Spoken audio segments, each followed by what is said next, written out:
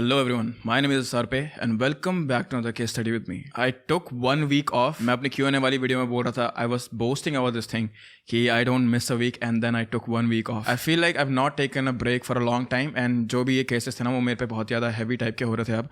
So that's why I took 1 week off. एक हफ्ते की छुट्टी ली मैंने और मैं पहाड़ों में घूमने गया. It was one of the best experience to be honest. But yeah, I am back now and before I tell you about this case, मैं तुम्हें एक चीज़ बताना चाहता हूँ कि मेरा पहला सिंगल, मेरा पहला गाना आ चुका है जिसका नाम है तू भी. It is available on all platforms but I am sure कि तुम लोग ज़्यादातर Spotify पे सुनते हो. So Spotify का लिंक मैंने probably comment में दे रखा है. So yeah, go listen to it. I'm sure that if you like me, you'll like this song also. But with that out of the way, let's start with today's case. With the rise and popularity of true crime या फिर crime in general, social media में कई सारे ऐसे cases होते हैं जो कि social media की वजह से ही बाहर आते हैं. इनमें से कई सारे केसेस बहुत ज़्यादा वाहियात, बहुत ज़्यादा बुरे होते हैं, पर कई सारे केसेस ऐसे भी होते हैं जो सोशल मीडिया की वजह से सॉल्व होते हैं. और आज का जो केस है वो भी इनमें से एक ही है जिसमें पुलिस को एविडेंसेस मिले थे डिस्कॉर्ड सर्वर पर. So let's learn a little more about today's case revolving around Mahnaz Zaman.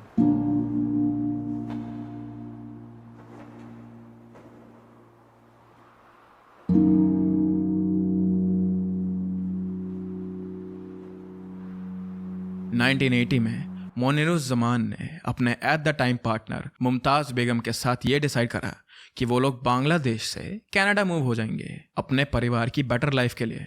और कनाडा आकर मोनिरुज़ ने यहाँ काम करना शुरू करा और कनाडा में ही मोनिरुज़ और मुमताज़ ने शादी कर ली, जिसके बाद मुमताज़ की मॉम फिरोज़ा बेगम भी उनके साथ रहने कनाडा आ गई थी. ज़मान फैमिली के 2 बच्चे थे, महनाज ज़मान और मलेशा जमान, जो कि छोटी बहन थी महनाज की. Also I don't really want to make light of any murder ever, क्योंकि मुझे ये चीज़ समझ आती है कि ये सब कुछ असली ज़िंदगी में हुआ है, असली ज़िंदगी में लोगों की जाने गई है.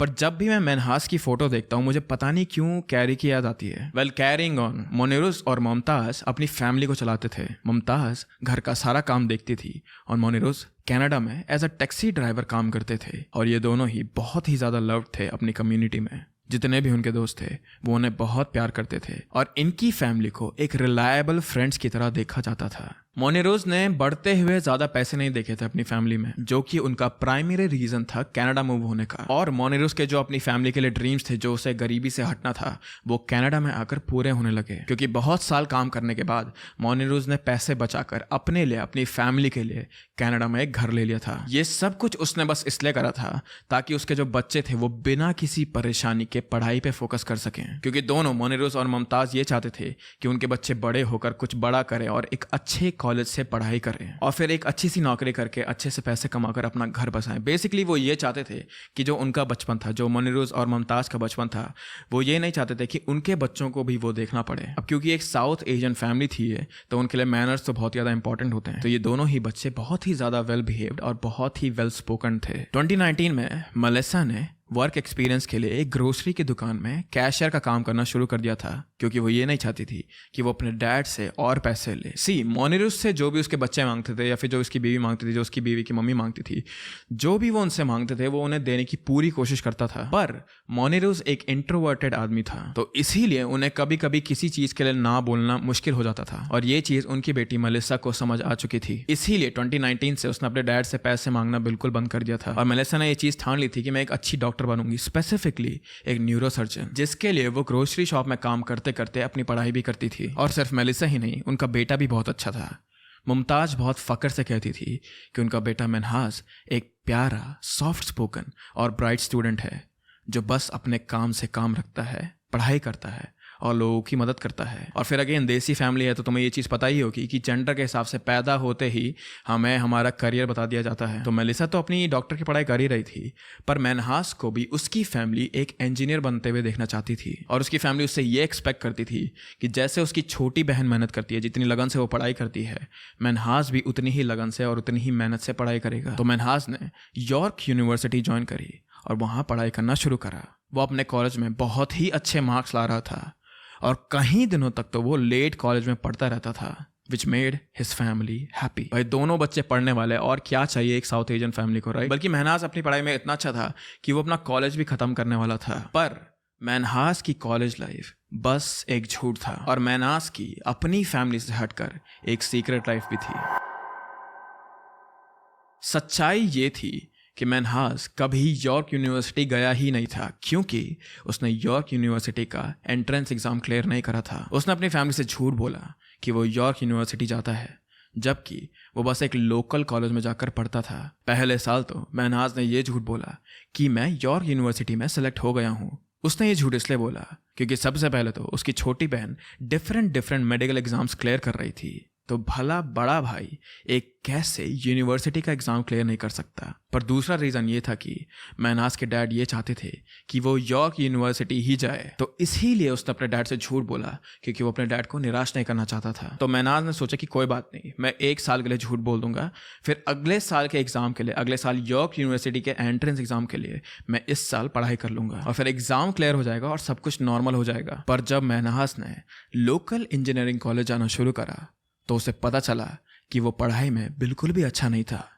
वो अपनी सारी क्लासेस फेल करता था, कॉलेज में उसका मन नहीं लगता था और आधा साल ख़त्म होने के बाद उसने यॉर्क यूनिवर्सिटी का एग्ज़ाम टेस्ट की तैयारी करना भी बंद कर दिया था। उसके ऊपर से मैनहास थोड़ा इंट्रोवर्टेड, थोड़ा लोनली टाइप का भी था। उसके अपने लोकल कॉलेज में जहाँ वो पढ़ने जाता था वहाँ भी उसके कोई दोस्त नहीं थे और ना ही वो ट्राई करता था सोशलाइज करने के लिए। तो धीरे धीरे मैनहास ने अपना लोकल कॉलेज जाना भी बंद कर दिया था। पर उसकी हफ्ते में 5 क्लासेस तो होती ही थी और वो अपने पेरेंट्स को ये चीज़ नहीं बोल सकता था कि मैं कॉलेज नहीं जाता हूँ, क्या जवाब देता हूँ, है ना, क्योंकि again South Asian families, right, that is a big no in our community. So या तो इसीलिए मैनहास डबल लाइफ जीने लगा। वो हर दिन सुबह घर से निकलता, कॉलेज को जाने वाली बस या ट्रेन लेता और फिर कॉलेज के पास ही वो या तो मॉल्स में या फिर पार्क्स में दिन भर घूमता रहता और किसी तरह वो अपने दिन के 8 घंटे वेस्ट करने का ट्राई करता था। जिसके बाद वो शाम को फिर वापस घर आता, अपनी फैमिली के साथ डिनर करता, उन्हें अपने दिन के बारे में बताता, उन्हें अपनी पढ़ाई के बारे में बताता, जिन्हें सुनकर जमान फैमिली बहुत ज़्यादा खुश हो जाती थी। And you won't believe this thing,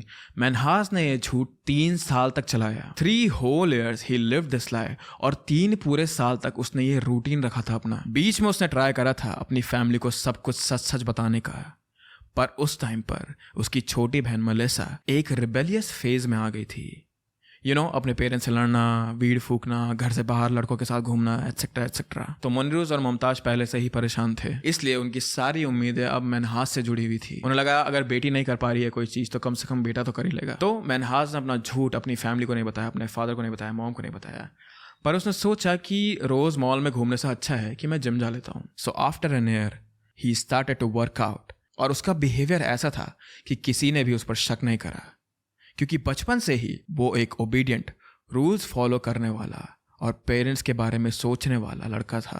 तो एक ऐसा बच्चा क्या ही झूठ बोलेगा। पर एक दिन जब मैनहास जिम से घर वापस जा रहा था तो उसने रास्ते में एक गेमिंग पार्लर देखा, जहां जाकर उसने जिंदगी में पहली बार परफेक्ट वर्ल्ड गेम खेला। नाउ परफेक्ट वर्ल्ड एक ओपन वर्ल्ड MMORPG है, जिसको सिंपल टर्म्स में अगर मैं बोलूं तो ये एक नई लाइफ है वीडियो गेम के अंदर, जिसमें बस ड्रैगन और वियर्ड मॉन्स्टर्स होते हैं। मैसिवली मल्टीप्लेयर ऑनलाइन गेम और MMO इन शॉर्ट बहुत ही फन और बहुत ही ज़्यादा एडिक्टिव गेम्स होते हैं, जिनमें घंटों बिताकर तुम कुछ भी कर सकते हो।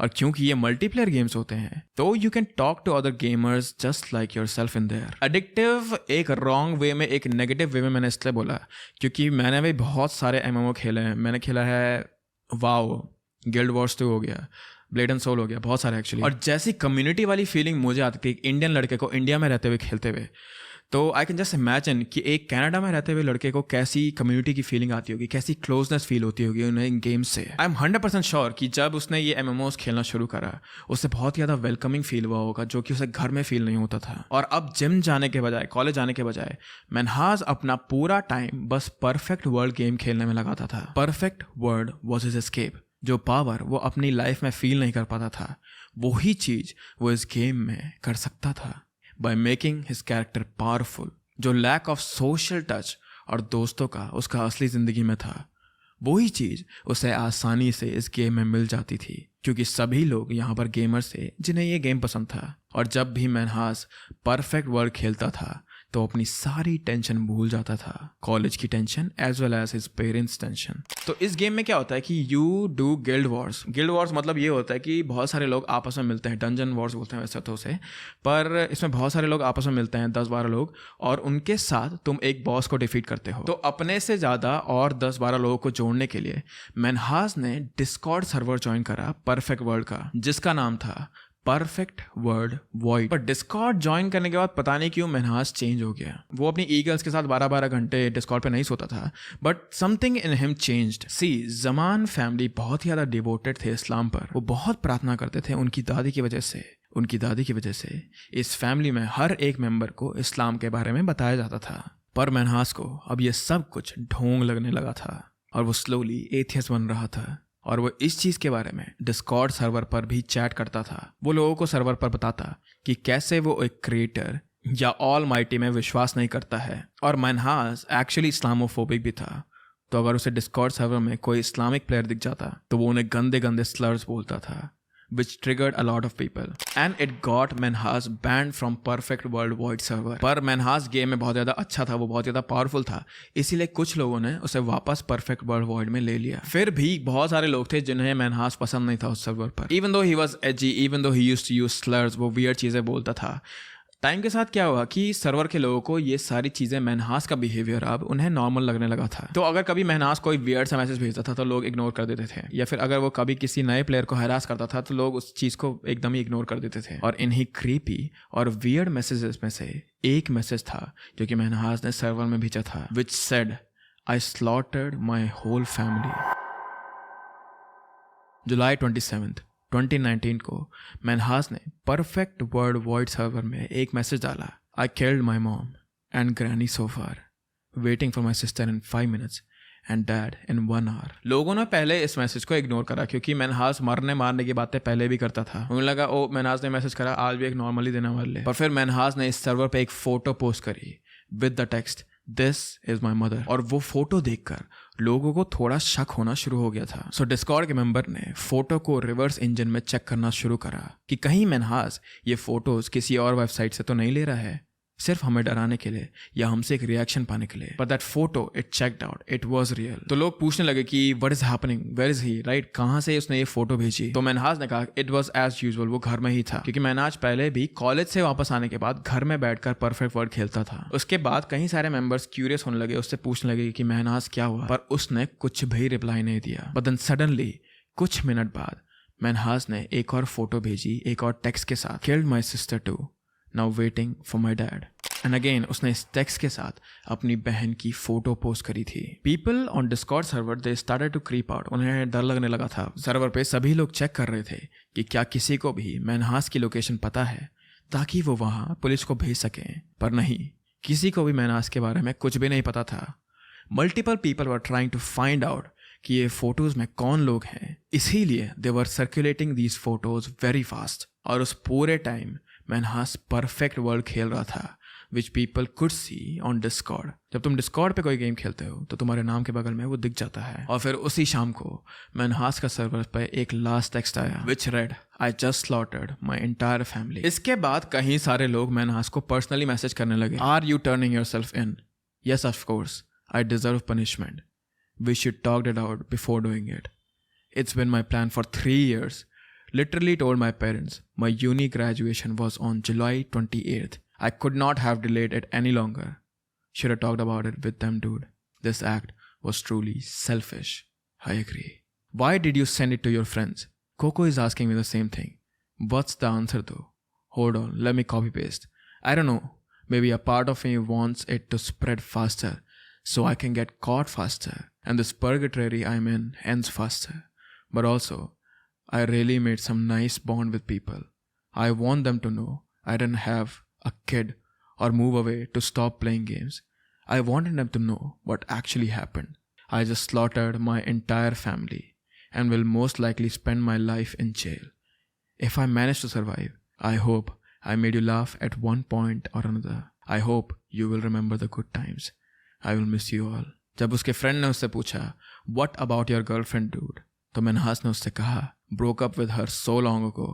I didn't want her to be associated with any of this. Give me your location if you wanna be caught. So Manhas का उसका लास्ट मैसेज था, not yet. मनहास को पता था कि उसने क्या करा। मनहास पकड़ा भी जाना चाहता था and it was 100% sure कि मनहास ने अपनी पूरी फैमिली को मार दिया था। पर आखिर हुआ क्या?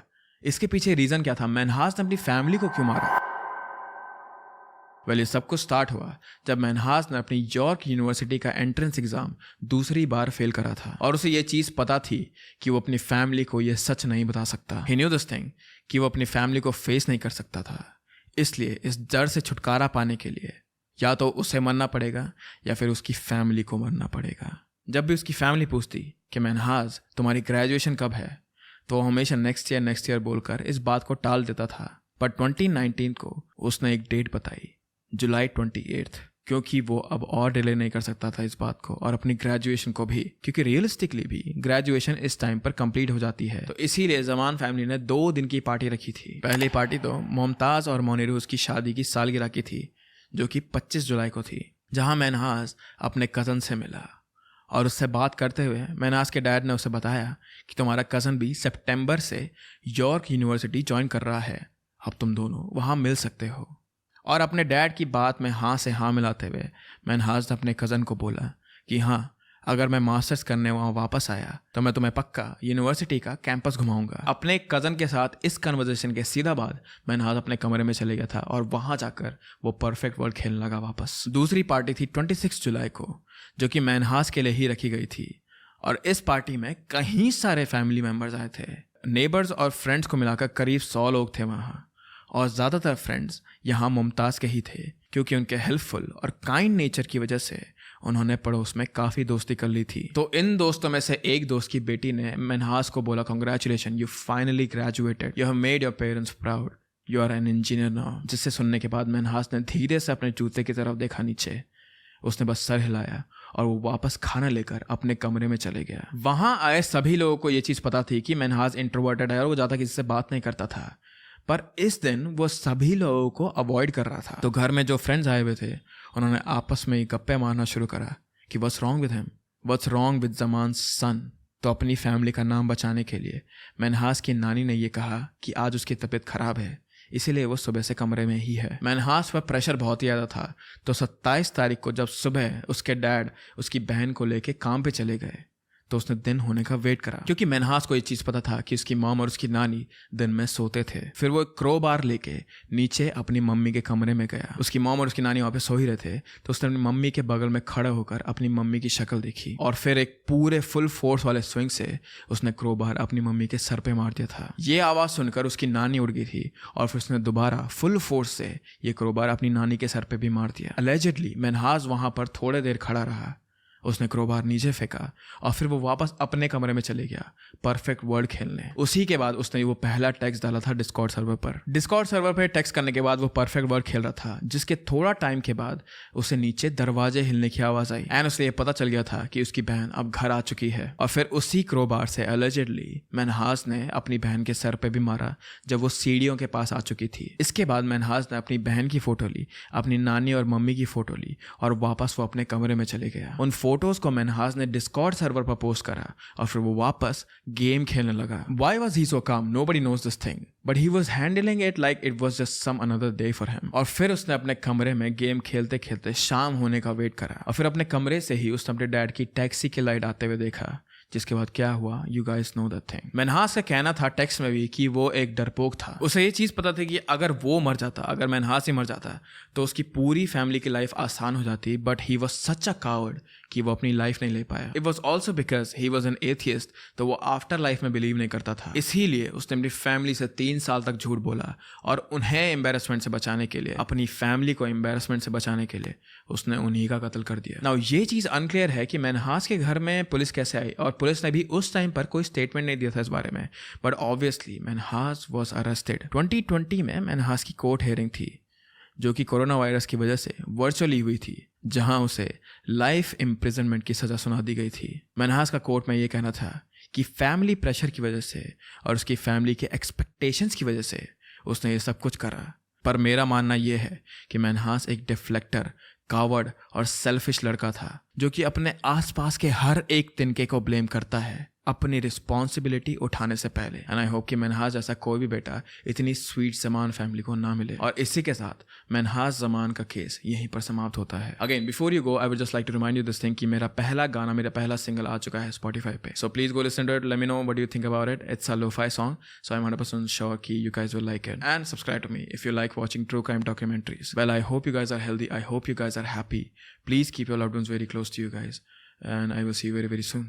Bye bye.